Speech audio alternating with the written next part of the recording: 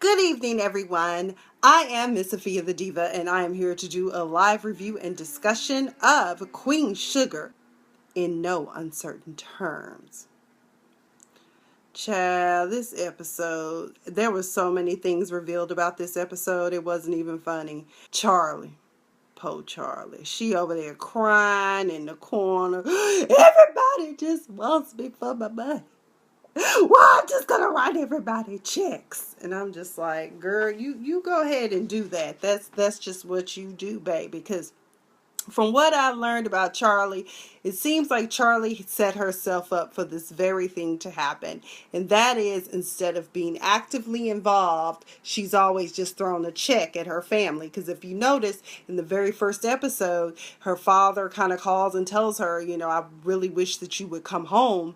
And instead of her coming home, she just like, well, do you need for me to write a check? So Charley, you kind of set yourself up for that. I'm sorry. That's just how it is. But when we open up with this episode, as you know, in the previous episode, she found out that her husband, Davis West, was not the GQ gentleman he presented himself to be. As a matter of fact, we found out that he is just as low and dirty as they come, buying hoes while on the road playing basketball and allowing his friends to have his way with his whore, who told us, "You've always been my girl." No, I thought it was your girl. Hey, cousin Nessa, girl. See, I can say that now. Funky Dineva can't say I stole that. Hey, girl, how you doing? I'm just up talking about Queen Sugar, trying to get this episode reviewed before tomorrow's episode comes on.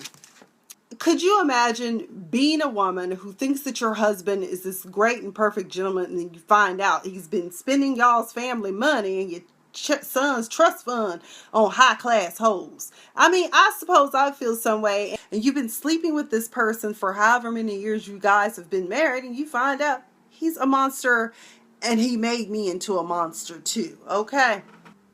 Charley and Aunt Vi trying to comfort and console her beloved niece and told her, you need to get up off this sofa because it's more basically than just you in this whole fallout. Can you tell me what happened? Of course she can't, because there's a non-disclosure in place. But more so, I mean, do you really want to regurgitate the disgusting details of the fact that your husband is a whoremonger? I mean, do you really? And so, but most importantly, I think that Vi pointed out that, you also need to talk to Micah and you need to stop sheltering him because he's no longer a baby. He's aware of far more than what you think. And in this episode, if you pay attention to Micah done went in and let go and let have. He did not stay in the child's place, honey, okay? He was telling adults off left and right. I said, okay. Don't get yourself slapped in the mouth. Okay. Meanwhile, though, while Aunt Vi is consoling her, she's like, girl, I got to go get me some more of Hollywood's package. And when he come home, I want to look good, okay, girl? Because I got to go down here to the nail salon and get my toes did, okay? I love you, but Aunt Vi got to go. But get yourself together. So Charley takes Aunt Vi's advice and decides that she's going to talk to Micah about what happened. And so she tells him, he's like, what happened? Why did you come back without dad? And she tells him it's over between you and your dad. And in all honesty, the reason why, it's because he was like, well, did he rape her? And she's like, no, he didn't rape her. He paid for her. So Micah is like, I never want to see him again. And then he's like, what's going to happen to us? And Charley's like, it's all been set in place. We're going to stay here in St. Josephine. Then this is what really ticked me off with Micah and annoyed me. I was like, oh, Lord, are you and Tariq cousins? And I have to ask this question probably every other episode when it comes to Micah, because he's suffering from what I like to call teenage angst. So he tells his mother, what do you mean we have to stay down here? Oh my God, for the next 6 months. Oh my God, what am I going to do? Now, you were just belly aching in the last episode about, oh my God, my heart is broken. My girl done left me. Oh, she had a situation on the phone. I can't take it. Everybody's laughing at me. My dad's a hoe. What am I going to do? Micah, you can't have it both ways. Either you want to get away from LA or you want to, continue to stay in that situation and suck it up. There's nothing wrong with living in the country. I lived in the country. I had a great time. I had a couple of cows, some pigs. What else? We had some chickens running the yard. It was great. It was awesome. We had a huge vegetable garden, a fruit orchard. It was wonderful. My life was great. As a matter of fact, I can't wait until I have enough money to where I can acquire property and do such a thing as I lived when I was a kid. It was awesome. Meanwhile, getting back to that beautiful black man we call Ralph Angel. Yes, Kofi. Mm. Okay, let me get back to the review. So, father-son time at the breakfast table. Blue is drawing. And apparently, the little time he did spend with his mother was enough to make him remember his mother and enough to make him want to draw him and his mother together, which must be something that he desires. Which, during breakfast time, guess who drops by for a pop-up visit? That is Mr. Jarvis, the parole officer, to check in on Ralph Angel and find out what really happened at the warehouse and what's going on in your house. Blue tells his father that he's not interested in being a farmer. When he asks him about what is he drawing, he tells him, it's me and mom. And you can tell that Ralph Angel feels some type of way about that. So when the parole officer comes by, he does look around. He notices that he says, "Say, man, is Blue like living here?" And he's like, "Yeah, he's my son. Of course he's living here." And he's like, "Well, according to the guardianship terms, your Aunt Vi is the one who's supposed to be keeping him. He can't stay here." But he's like, "I've been out of prison for 7 months, and I don't think it's fair that I can't have my son." But he's like, "Dude, if you get your aunt to sign this paperwork, that'll be fine. You can totally have your son. He can totally stay here. No problem." Now let's talk about what happened at the warehouse. And so he tells him, I don't know what you're talking about. You know what happened at the warehouse, Mr. Officer. You had some former convicts who were getting cheated out of their paychecks, so they took a little to get ahead. Now everybody going to jail for 5 to 7. Had Ralph Angel stayed in there, he too would be going down. And so he tells him, "Well, you need to find a job with a paycheck that's paying you 40 hours with health care and workman's comp and all this stuff." And so Ralph Angel had been trying to tell him, "I'm going to work at the family farm. That's what I'm going to do." And so he's like, "But you can't do that. You need a tax ID number and all that." He's like, "We got all of that worked out." And I'm like, "Yeah, Mr. Officer, he's got it all worked out." And I can tell that Mr. Jarvis is one of those people that's really trying to work with Ralph Angel and sees him as a good guy. I mean, he has a family that's actually trying, or seemingly a family that's trying to help him. But I'll just wrap up the discussion about the custody of Blue. So at one point, Charlie and Ralph Angel are at the High Yellow, which is the restaurant we also saw Miss Vi give the nephew, the owner's nephew, a little graciousness, because he knows nothing about graciousness. And so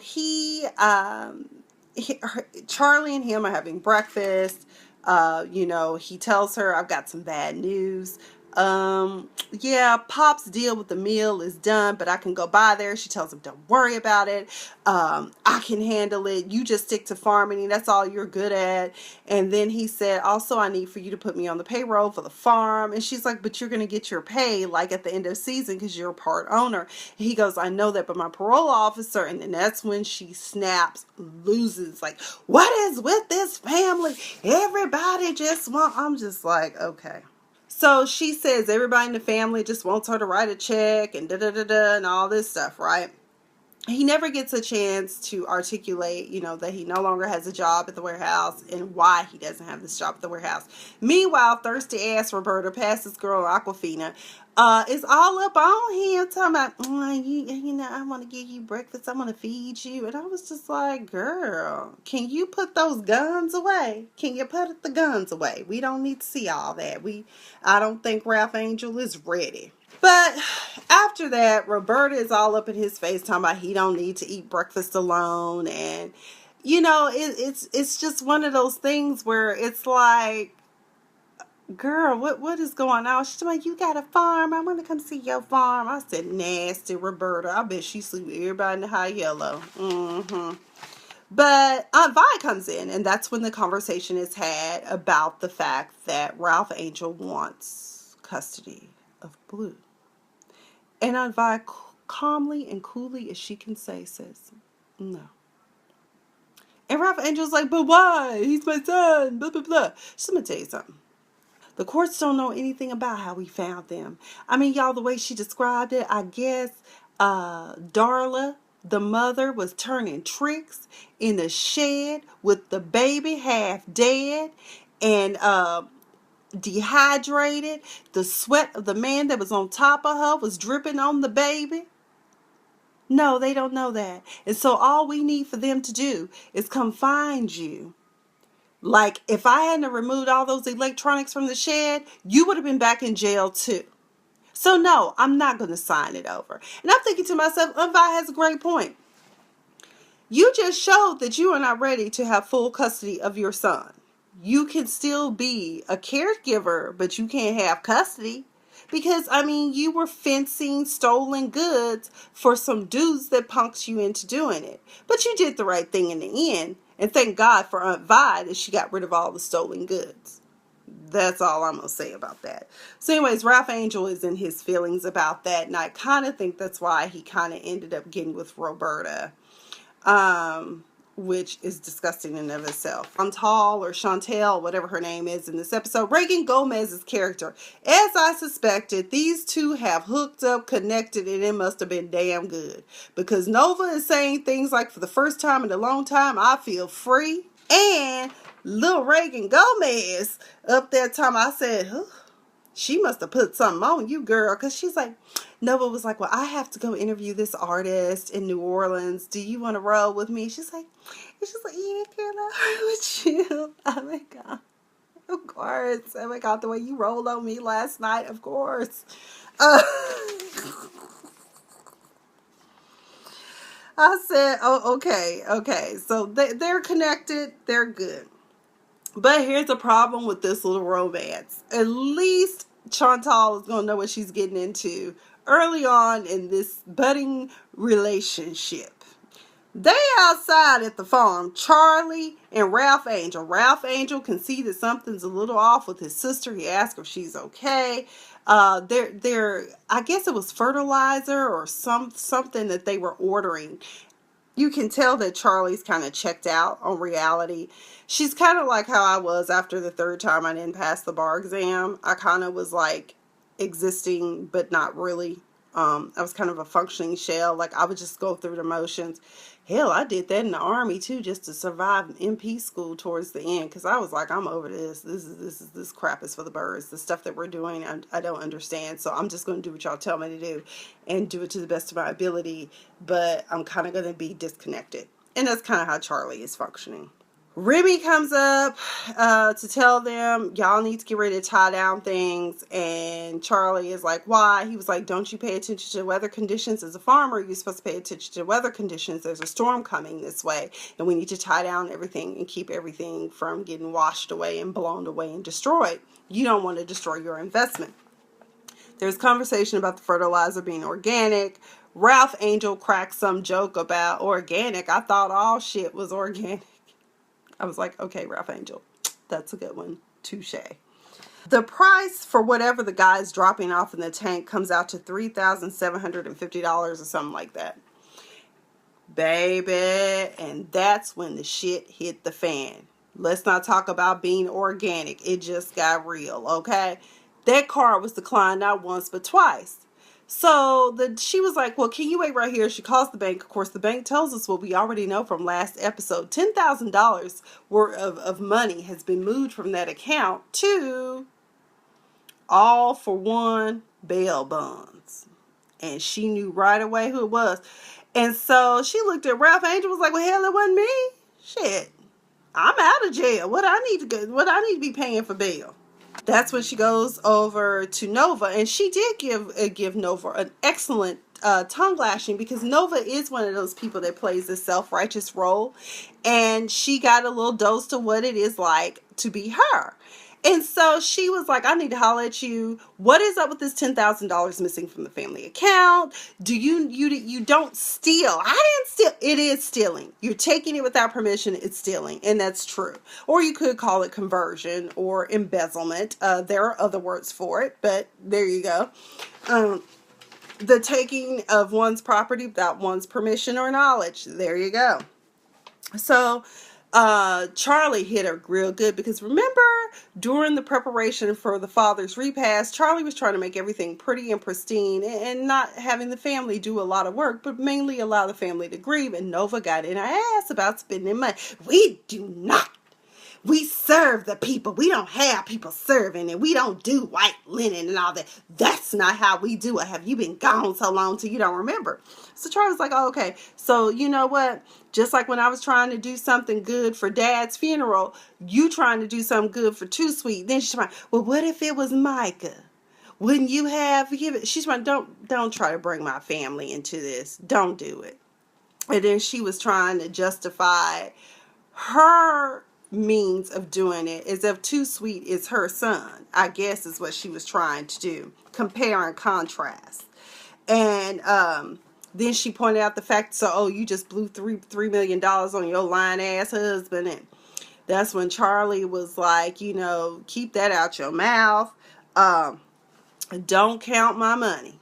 And that's one thing I can understand and relate to. But meanwhile, Chantal, I think that's her name, Reagan Gomez's character tries to intervene. And that's when I was like, girl, you better get back because Charley is a woman scorned. Ain't no telling, girl. She might set you on fire. You might end up being fertilizer in the little garden and Nova got out front. I'm just saying, girl, don't try it. Just stay out of family business. Meanwhile, Hollywood has returned. I love the scene, just this scene with Micah and Little Blue playing. I love seeing the cousins play together. And Hollywood comes back, and Blue, like most little kids who are used to getting something, is like, did you bring me something? And then Vi comes out. She's like a kid in a candy store because she can't wait to unwrap her package. Okay. And so Vi is so excited to see Hollywood, and he sends the boys off for ice cream and tells Micah, don't come back too soon now. I was like, oh, Lord. I said, there are babies in the room. Y'all keep the little nasty to yourselves. When Aunt Vi went to the High Yellow, when she went to go get her last check, you could tell that the owner was on struggle without her. And see, that's what always happens. Like, you know, most employees, they don't leave companies. They leave bad managers. And unfortunately, Mr. Owner, you left a bad manager in charge. And so Aunt Vi had to say, peace. And I thought it was so funny because dude was having to give refunds, take back food, redo orders. It was just a struggle. And he was like, stop playing, Vi. When you gonna come back? She was like, psh, baby, I got a man that treat me good. He pay all my bills. I got a house. And then dude tried to throw shade to my, but that's your ex-husband's house. She was like, so what? He can come back to get it. It's mine now. Bloop. So give me my check. Give me my money. Give me my money. I was like, go ahead, Aunt Vi. Got a man at home like Shantae Moore. What? When Hollywood comes in the house at one point, he thinks that he's by himself. I think he forgets that it's not just Blue around. There's another teenager, Micah. And he's on the phone, obviously, with Lynn, a.k.a. Cousin Pam, talking about, you know, just stay where you are. You know, it's going to be okay. You know, just really trying to keep her because it's obvious that she's having a manic episode. And, you know, she probably ain't taking her medication like she's supposed to. And it's just going to be a hot mess in the end. So let's get ready for that. And so Micah sees it because the camera pans. As Hollywood walks away, the camera pans and reveals Micah sitting right there with his mouth open like, oh my God. Remy and Charley. Remy Yoda Newell. That's going to be his new name throughout this episode or throughout this this show, because I thought he was so philosophical and so calming. He was like, I don't know. a salve to soothe a wound of some sort. So, he just patiently listens to Charley going off about all her problems and about all her money problems, spending money, everybody depending on Aunt Charley, cousin Charley, sister Charley. I just can't take it no more. I'm about to lose my mind. Jesus. Fix it! Okay. So anyway, she goes off. He asks her about how did it go with Nova. He hopes that they were able to pick it up. She goes off about Ralph Angel asking for a job, and he can't keep a job, and he ain't shit, and he ain't gonna be shit, and all this stuff.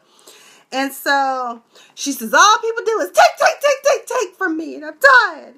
You know what I'm gonna do? I'm going to divorce my lying, cheating ass husband, and I'm gonna get the hell up out of here. Hell, I can write a check from anywhere. And Remy is like, oh, well, okay. In his mind, he probably was like, well, girl, I really don't want you to go away because I want you to stay. Baby, won't you stay with me? He says he apologized to her. He said sorry for all the things that people did not say that they were sorry for to her. And one of the key things he said, and this is true for any of us, it can apply to real life for all of us, is never ever allow anyone to steal your joy. And I, for one, can truly say that I've allowed that more times than I should have. I've allowed certain situations. So I thought that that was very good of Remy Newell. Also, during this time, since Hollywood has come back, there is going to be a crawfish broil. And there are issues that arise during the crawfish broil. And even then, Remy was a calm in the storm. Because once again, Charley was in her feelings.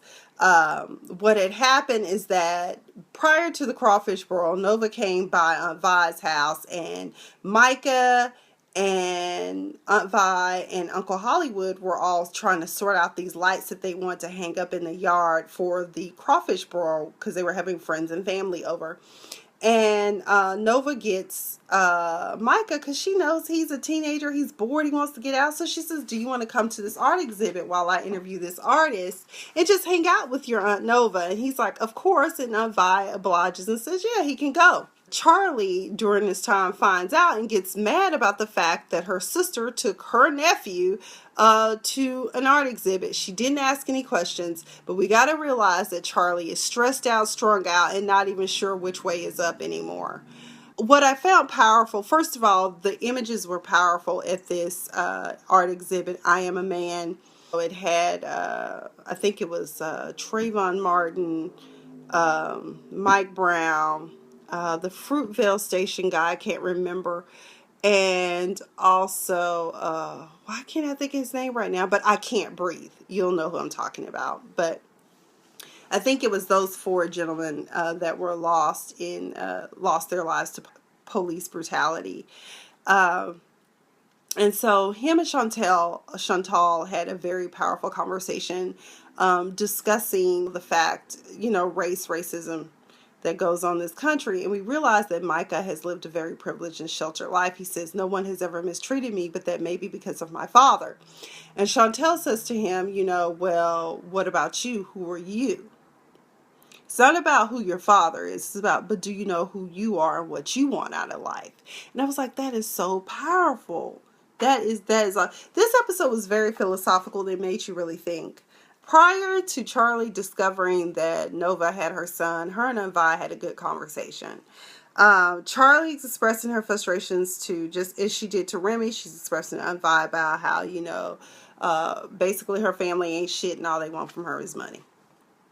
And then that's when Aunt Vi hits her with a dose of hard truth that she didn't even know. Nor did she bother to take the time to get to know because she was too wrapped up in her own feelings. She says Ralph Angel is trying his best to be a man. Okay, baby. And they were running a damn fencing scheme, a crime ring out of that warehouse, and everybody getting ready to go down for it. And if he had stayed, he too would have been going, your baby brother would have been going back to prison. So she says, if his own family won't help him, then who will? And I think that's part of the problem with a lot of our family members that are part of the revolving system too, is that sometimes we turn our back on them a little bit too soon. Like, I assume this must be Ralph Angel's one and only time going to prison. So, I mean, the first time, yeah. Second time, I say cut them off. Hell, there was a time when I was at the public defender's office, and it was a white male. His mother and grandmother rolled up in that courtroom, honey, and they pearls, and they what is it, St. John by Marie Gray, and they told us he'd been in here one too many times. Good luck with the public defender's office, son, because we ain't paying no more. I said, goddamn. And he was a meth head. I was like, how do rich, pretty white boys end up on meth? But okay. It happens, but especially in the black community, I think that we should try to be more supportive of our males who end up going down the path to the criminal justice system, because you know the system is designed to keep them coming back and not out. Let's just be real about that. So Charlie looked like she got hit in the stomach when she realized that, but then she also realizes that her son is not around, and when she finds out he's with Nova, that's when she gets mad. She calls him and goes off on him about don't get me any grief. He was like, well, I asked her and Vi, and she said it's okay. You asked me, okay. And then she went off on Nova at the crawfish bar, because first of all, Nova was on the phone with Calvin. For the longest, I was calling him Officer White Chocolate. I finally took it upon myself to look up and see what the man's name was. But anyway, Mr. Officer White Chocolate, a.k.a. Calvin, she was on the phone with him. And that's when we overheard her say something about, well, don't leave your wife just because of me. I guess her milk and cookies was like sunshine on Harlem Nights. He done called his wife and said, yeah, baby, I'm not coming home tonight. Okay. As a matter of fact, I'm not coming home forever. Kiss the kids for me. Goodbye. And so that's when Charlie is like, oh, another reason for me to turn up on my own sister, Miss Self-Righteous Nova. So, Heifer, you been messing around with the married man, and then Nova tried to make it seem like it was okay when she said, oh no, we broke up. Did you break up because you found out he was married, or did you break up because you knew he was married and you knew it was wrong, but you were still cheating in the next room? Okay, let's go ahead and get this nasty stuff taken care of. Oh, Roberta done come to bring Ralph Angel a housewarming gift. Nasty heifer. I was like, now you know if Vi caught you down here messing with her baby, she would beat you with the broom and run you out the house like a stray cat. Okay. So Ralph Angel was like, you know what you came here for? And I said, all of a sudden in my mind, I heard the Roots coming to break you off. Coming to break you off. Yeah, baby. Coming to break you off. Hey, I was like, okay, Ralph Angel. He was like, you know what you came here for?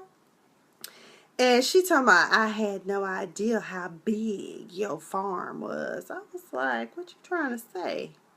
Nasty. Now that is, by the way, I just want to plug this in here. Donald Trump, that is a nasty woman. She looked like she got that nasty woman's disease. Yes. But Hillary ain't nasty. Okay. Get into it.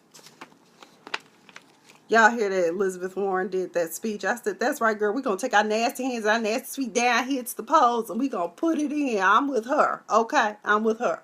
All right? You know what's up. He told her to, the other song I thought about was Donnell Jones. Say what, say what, say what. Ooh, girl, you know what's up. I was like, hey. See, I could do a whole soundtrack on this whole, Oprah, you should call me, or Ava, Sora, Ava, you can call me, girl. I can give you some more tracks. Okay, I'm just saying. So anyway, he tells her to take it off, and let her first class suit break it off some. I need you to take it off. Talking about go get in the shower and leave all that stuff off. I was like, oh my God, you need like 3 condoms. Ralph Angel to sleep with her. Okay, and a delicer. Because I think Roberta is a nasty hoe. Okay, she a nasty woman. Maybe that's the type of women that Trick Daddy was referring to today when he said that us black hoes need to get ourselves together. I don't know what hoes he was talking about, but I was like, you need to go climb back into the Mucinex box. Thank you. All right, moving on. Anyway, hey baby, turn up the Zydeco, break out the potatoes and corn and the crawfish. Yes, we gonna turn up. Oh God, I miss Louisiana. I gotta get back there soon. Or at least back to Dallas, to my other parents' house, the Hearst. Shout out to them for always cooking good food. Oh my God. Ugh. Shrimp Creole, shrimp and okra Creole. Ugh. Gumbo. Jambalaya. Oh, let me stop. They setting up. They're setting up. They get set up. The party gets turned up. Here come Ralph Angel. Baby, he was glowing. I said, oh, no, he done fell for the witch's milk and cookies, child. Lord. Talking about did Blue eat. Oh, now you thinking about Blue after you done broke off some. By the way, where is Darla, your baby mama that you broke her off some too? You just run around and break folk off and she's still dead to the bed? What's going on, Ralph Angel? Vi offers to make him a plate. Hollywood on edge because what happened... After Hollywood saw Nova and Charlie get into it, he was talking to Micah and he's telling somebody need to tell them they need to kiss and make up, basically. And then that's when Micah, I was like, you need to stay in the child's place. Micah was like, yeah, maybe you need to take some of your own advice and maybe you need to tell Vi about who this Lynn is that keep blowing up your phone. And I was like, oh, damn. And so, Hollywood looked like he was going to shit a brick. And he was like, it's not what you think. And he told me, you sound just like somebody else I know. I guess when you're an adult, that's all you guys do is lie. You just lie. I said, Lord, you and your mama need to go and see somebody. Because y'all need to really talk about your feelings and all this anger and emotions y'all got pent up here. I need y'all to go get some help. Vi checks in on Micah because Micah told Hollywood, he said, I just thought you would be different. And so I know Hollywood feels bad because Hollywood is living these secrets and lies too. And he knows that he needs to do something about it before it comes to a head. Damn, if Cousin Pam, Maxine Shaw, attorney at law, now known as Lynn, did not show up. Crazy as a Bessie bug, honey. She out here off her meds, having a manic period. And is he here? Is he here? Where is he? Oh, there he is. And I was like, oh, shit. Because everybody was looking at her like, because her vibe was like, baby, can I help you? What, you lost? You need directions? What's going on with you? What's wrong with you, baby? Because I ain't never seen you before around these here parts. That's when she was like, Hollywood, there's my husband. And Hollywood was like, that's my ex-wife. And she was like, we still married. She didn't do all that, but, I like to be dramatic. At one point, he was like, we're not married. It's not like that. And she hauls off and slaps him in the face. And that's when I was like, no, she did. And he was like, baby, just stay back. And then Nova over here trying to put voodoo priestess on Cousin Pam at this point, holding her and trying to comfort her and say some spells over her. And Vi was like, she should be hitting on you like that. You my man. I was like, okay, Vi, girl, go ahead and defend your man. So finally, with all this ruckus going on, he says, yeah, we're still married, but she needed the benefits because she's bipolar. The hospital called me and asked me to come because I'm the only person listed on her emergency contact. We only did it for insurance, but for all intents and purposes, we are divorced. Vi was like, so every day you've been gone, you've been lying to me. Every day. You've been lying to me. And so he was like, but I'm going to take her back down to Baton Rouge. Baton Rouge. And that's pretty much where the episode and the party was over. And I was like, are we not going to get any more crawfish? I came here for the crawfish. I'm just Really. Vi, he didn't mean it. He was just trying to help a sister out. You know, she crazy. Look at her, she crazy. Obviously, she need a meds. I mean, she's having a manic episode. She's bipolar. But Vi told him, you know what, just get your shit and get out and don't bother coming back. So he turns to Ralph Angel, asks him, can he help, follow him so that he can get the woman back. And that's where the episode ends. But I'm pretty sure he'll be back, because in the next episode we see where the storm is coming and everybody is trying to batten down the hatch and get everything ready for the storm, to survive the storm. Can we ask the question and answer down below in the comment section? Can good intentions be good to lie about? In the case of Hollywood and his estranged wife, did he do a good thing or did he do the wrong thing? I feel bad for Hollywood, because he probably felt like he was stuck between a rock and a hard place. Maybe he thought he could get a divorce, but I think that he probably should have told Aunt Vi up front, look, I'm still married, I'm estranged from my wife, and here's why. Who would have thought in a million years that she would have had the capabilities of finding him, but some kind of way she did, and she wandered on to that little plantation, honey, and she went back to get her husband, and she kept talking about some baby, and come to find out she'd had a miscarriage.